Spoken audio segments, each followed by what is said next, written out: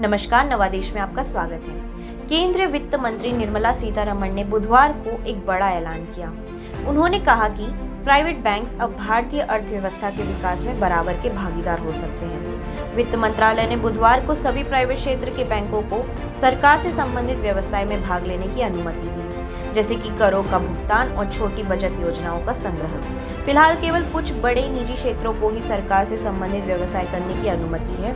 एक आधिकारिक बयान में कहा गया है कि इस कदम से ग्राहकों की सुविधा, ग्राहक सेवाओं के मानकों में और अधिक दक्षता और उच्च दक्षता बढ़ाने की उम्मीद है। प्राइवेट बैंक्स, जो बैंकिंग में नवीनतम तकनीक और नवाचार को लागू करने में सबसे आगे हैं, अब भारतीय अर्थव्यवस्था के विकास में और सरकार के सामाजिक क्षेत्र की पहल को आगे बढ़ाने में समान भागीदार होंगे। बयान में कहा गया है, एम्बार्गो को उठाने के साथ अब सरकारी व्यवसाय के लिए निजी क्षेत्र के बैंकों के प्राधिकरण के लिए आरबीआई पर कोई रोक नहीं है, जिसमें सरकारी एजेंसी व्यवसाय भी शामिल है। सरकार ने आरबीआई को अपने फैसले से अवगत कराया है।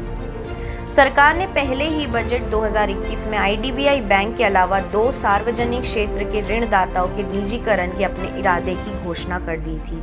सीतारमण ने इस महीने की शुरुआत में बजट 2021 पेश करते हुए सार्वजनिक क्षेत्र के बैंकों जैसे कि पीएसबी के विनिवेश के रूप में 1.75 लाख करोड़ रुपए जुटाने की घोषणा की थी। उन्होंने कहा था कि आईडीबीआई बैंक के अलावा हम वर्ष 2021 में 2 सार्वजनिक क्षेत्रों के बैंक और एक सामान्य बीमा कंपनी के निजीकरण का प्रस्ताव रखते हैं। सरकार ने पिछले साल सार्वजनिक क्षेत्र के 10 बैंकों को 4 समेकित किया और इसके परिणाम स्वरूप मार्च 2017 में पीएसबी की कुल संख्या 27 से घटकर 12 हो गई। सरकार ने पिछले साल सार्वजनिक क्षेत्र के 10 बैंकों को 4 में समेकित किया और इसके परिणाम स्वरूप मार्च 2017 में पीएसबी की कुल संख्या 27 से घटकर 12 हो गई थी। समामेलन योजना के अनुसार यूनाइटेड बैंक ऑफ इंडिया और ओरिएंटल बैंक ऑफ कॉमर्स को पंजाब नेशनल बैंक में विलय कर दिया गया था, जिससे प्रस्तावित इकाई दूसरी सबसे बड़ी पीएसबी बन गई। सिंडिकेट बैंक का कैनरा बैंक में